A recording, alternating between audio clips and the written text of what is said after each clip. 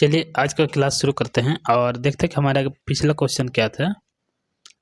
तो पिछला क्वेश्चन था कि प्रमुख स्वतंत्रता सेनानी अबुल कलाम आज़ाद की विशेषताओं के संदर्भ में सत्य क्या है, यानी उनकी क्या क्या विशेषताएं थी। तो इसका सही जवाब है ऑप्शन डी, यानी उपरोक्त सभी विशेषताएं।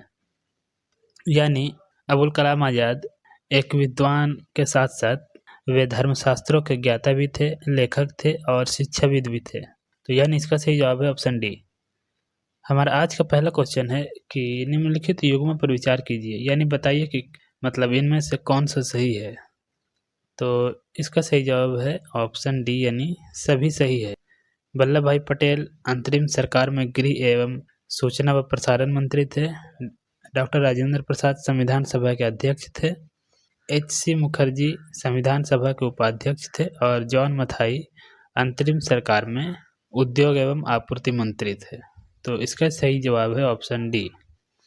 अगला सवाल है, भारतीय संविधान कब अंगीकृत किया गया था, यानी वो तारीख क्या था। इसका सही जवाब है ऑप्शन ए, यानी 26 जनवरी 1949 को। यानी 26 जनवरी 1949 को संविधान को अंगीकृत किया गया था, यानी एक्सेप्ट किया गया था। अगला सवाल है, निम्नलिखित युग्मों पर विचार कीजिए और बताइए कि कौन सा मतलब युग्म सही है। तो इसका सही जवाब है ऑप्शन सी, यानी 1 और 3 सही है। यानी राजेंद्र प्रसाद चंपारण सत्याग्रह के प्रमुख भागीदार थे और तीसरा है श्यामा प्रसाद मुखर्जी भारतीय जनसंघ के संस्थापक थे। जबकि सरोजिनी नायडू कांग्रेस की प्रथम महिला अध्यक्ष नहीं थी। कांग्रेस की प्रथम महिला अध्यक्ष एनी बेसेंट थी। सरोजिनी नायडू प्रथम भारतीय महिला अध्यक्ष थी। अगला सवाल है, भारतीय संविधान सभा के गठन के समय प्रारूप समिति के अध्यक्ष कौन थे। तो इसका सही जवाब है ऑप्शन डी, यानी भीमराव अंबेडकर। अगला सवाल है, 42वें संविधान संशोधन अधिनियम द्वारा भारतीय संविधान की प्रस्तावना में निम्नलिखित में से कौन से नए शब्द जोड़े गए। तो इसका सही जवाब है ऑप्शन सी, यानी पहला समाजवादी, दूसरा पंथनिरपेक्ष और तीसरा अखंडता। ये 3 शब्द कब जोड़े गए, 42वें संविधान संशोधन अधिनियम के द्वारा, और ये संशोधन हुआ था 1976 में। अगला सवाल है, भारत में होने वाले चुनाव के संबंध में निम्नलिखित कथनों पर विचार कीजिए और बताइए कि कौन से कथन सत्य हैं। तो पहला कथन है कि सभी चुनाव क्षेत्रों में एक ही दिन या कुछ मतलब अंतराल में अलग अलग दिन जो चुनाव होते हैं उसे आम चुनाव कहते हैं। दूसरा कथन है, किसी सदस्य की मृत्यु या इस्तीफे के बाद जो पद खाली होता है उसके लिए जो चुनाव होता है उसे उपचुनाव कहते हैं। अगला कथन है, अनुसूचित जाति के लिए आरक्षित क्षेत्र से सिर्फ अनुसूचित जाति के सदस्य ही चुनाव लड़ सकते हैं। और चौथा कथन है, लोकसभा चुनाव के लिए देश को 543 निर्वाचन क्षेत्रों में बांटा गया है। तो इसका सही जवाब है ऑप्शन डी, यानी ये सभी कथन सही है। अगला सवाल है, निम्नलिखित कथनों पर विचार कीजिए। पहला कथन है, प्रत्येक चुनाव से पहले मतदाता सूची को व्यवस्थित किया जाता है और 5 वर्ष में मतदाता सूची का पूर्ण नवीकरण किया जाता है। दूसरा कथन है, 18 वर्ष की उम्र में प्रत्येक नागरिक को वोट डालने का अधिकार प्राप्त हो जाता है, जबकि विधानसभा के चुनाव में उम्मीदवार बनने के लिए कम से कम 25 साल की उम्र चाहिए। इसका सही जवाब है ऑप्शन सी, यानी दोनों कथन सही है। अगला सवाल है, भारत के चुनाव आयोग से संबंधित निम्नलिखित कथनों पर विचार कीजिए। पहला कथन है, हमारे देश में चुनाव एक स्वतंत्र और स्वायत्त चुनाव आयोग द्वारा कराए जाते हैं। दूसरा कथन है, मुख्य चुनाव आयुक्त की नियुक्ति भारत के राष्ट्रपति करते हैं और चुनाव आयुक्त सरकार के प्रति जवाबदेह होता है। तो इसका सही जवाब है ऑप्शन ए, यानी सिर्फ पहला कथन सही है। यानी हमारे देश में जो चुनाव होते हैं ना वो एक मतलब स्वतंत्र और स्वायत्त चुनाव आयोग द्वारा कराए जाते हैं और ये जो चुनाव आयुक्त होते हैं इसकी नियुक्ति राष्ट्रपति करते हैं और इसकी मतलब जो जवाबदेही होती है सरकार के प्रति नहीं होती है। तो इसका सही जवाब है ऑप्शन ए, यानी सिर्फ पहला कथन सही है। अगला सवाल है, निम्नलिखित कथनों में से कौन सा कथन आचार संहिता के उल्लंघन से संबंधित है। पहला कथन है, मतदान की तारीख से पहले मंत्री द्वारा अपने निर्वाचन क्षेत्र में नई रेलगाड़ी को हरी झंडी दिखाकर रवाना करना।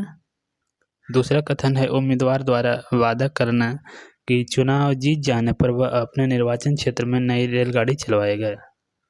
तीसरा कथन है उम्मीदवार या उम्मीदवार के समर्थकों द्वारा जो झुग्गी बस्तियों में वोट के वायदे को लेकर कंबल बांटना।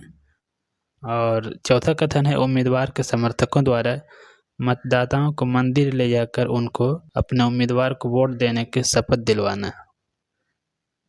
तो पूछ रहे कि इनमें से मतलब कौन सा काम करने पर आचार संहिता का उल्लंघन माना जाएगा। तो इसका सही जवाब है ऑप्शन सी यानी 1, 3 और 4 यानी पहला, तीसरा और चौथा जो कथन है ऐसा करने पर आचार संहिता का उल्लंघन माना जाएगा। अगला सवाल है निम्नलिखित कथनों पर विचार करते हुए गलत कथन का चयन कीजिए। पहला कथन है मिजोरम और नागालैंड में लोकसभा की सीटें बराबर हैं। दूसरा कथन है सभी संघ राज्य क्षेत्रों में लोकसभा की सीटें बराबर है। तीसरा कथन है उत्तर प्रदेश में लोकसभा की सबसे ज़्यादा सीटें हैं। और चौथा कथन है स्थानीय निकायों के चुनाव में आरक्षण की व्यवस्था है। तो गलत कथन है ऑप्शन बी यानी बी वाला जो कथन है ये गलत है, क्योंकि सभी संघ और राज्य क्षेत्रों में लोकसभा की सीटें बराबर नहीं है। जैसे कि दिल्ली की लोकसभा की सीट 7 है, जबकि जम्मू कश्मीर में 5 लोकसभा की सीट है। अगला सवाल है 61वें संविधान संशोधन अधिनियम द्वारा मतदान करने की आयु 21 साल से घटाकर 18 साल कर दी गई। ये किस प्रधानमंत्री के मतलब कार्यकाल में हुआ था ऐसा? तो इसका सही जवाब है ऑप्शन डी यानी राजीव गांधी के समय। 61वां संविधान संशोधन अधिनियम 1989 में हुआ था और इसी में मतलब मतदान करने की आयु को 21 वर्ष से घटाकर 18 वर्ष कर दिया गया। उस समय प्रधानमंत्री राजीव गांधी थे। अगला सवाल है आरक्षित निर्वाचन क्षेत्र से संबंधित निम्नलिखित कथनों पर विचार कीजिए। पहला कथन है भारतीय संविधान में कमजोर वर्गों के लिए आरक्षित निर्वाचन क्षेत्र की विशेष व्यवस्था है। दूसरा कथन है स्थानीय निकाय के चुनावों में महिलाओं के लिए आरक्षण की कोई व्यवस्था नहीं है। इसका सही जवाब है ऑप्शन ए यानी सिर्फ पहला कथन सही है। अगला सवाल है भारत की राज्य व्यवस्था के संदर्भ में निम्नलिखित कथनों पर विचार कीजिए। पहला कथन है राष्ट्रपति राष्ट्राध्यक्ष होता है यानी राष्ट्र का अध्यक्ष होता है और औपचारिक रूप से देश का सबसे बड़ा अधिकारी भी होता है। दूसरा कथन है प्रधानमंत्री सरकार का प्रमुख होता है और सरकार की ओर से ज़्यादातर अधिकारों का इस्तेमाल वही करता है। तीसरा कथन है मंत्रिपरिषद की नियुक्ति राष्ट्रपति द्वारा स्वेच्छा से की जाती है। और चौथा है संसद केवल लोकसभा व राज्यसभा से मिलकर बनती है। तो इसमें पूछ रहा है कि कौन सा कथन गलत है। इसका सही जवाब है ऑप्शन सी यानी तीसरा और चौथा कथन गलत है। देखिए मंत्रिपरिषद की नियुक्ति राष्ट्रपति द्वारा अपनी स्वेच्छा से नहीं की जाती। इसकी नियुक्ति प्रधानमंत्री की सलाह पर राष्ट्रपति द्वारा की जाती है। और चौथा कथन संसद केवल लोकसभा व राज्यसभा से मिलकर नहीं बनता है, इसमें राष्ट्रपति, लोकसभा व राज्यसभा तीनों होते हैं।